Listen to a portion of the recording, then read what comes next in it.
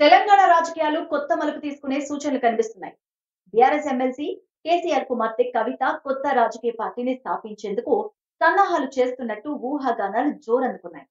ఇది ఇప్పుడు రాష్ట్ర రాజకీయ వర్గాల్లో తీవ్ర చర్చనీయాంశంగా మారింది. కవిత కొంతకాలంగా బీఆర్ఎస్ పార్టీ వ్యవహారాలకు దూరంగా ఉంటున్నారు. తెలంగాణ జాగృతి బ్యానర్ పై సొంత కార్యక్రమాలు నిర్వహిస్తూ వస్తున్నారు. ఇటీవలే ఆమెను బొగ్గు గని కార్మిక సంఘం అధ్యక్ష పదవి నుంచి తప్పించడంతో ఆమె మరింత గురుగా ఉన్నారు.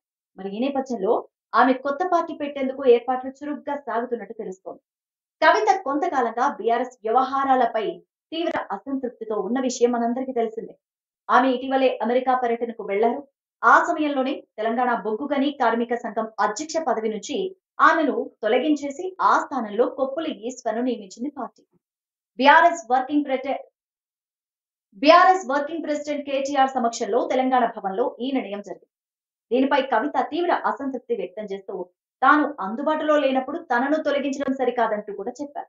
ఇక ఈ సంఘటన కవిత బీఆర్ఎస్ నాయకత్వం మధ్య ఉన్న గ్యాప్ ను మరింత స్పష్టం చేసింది.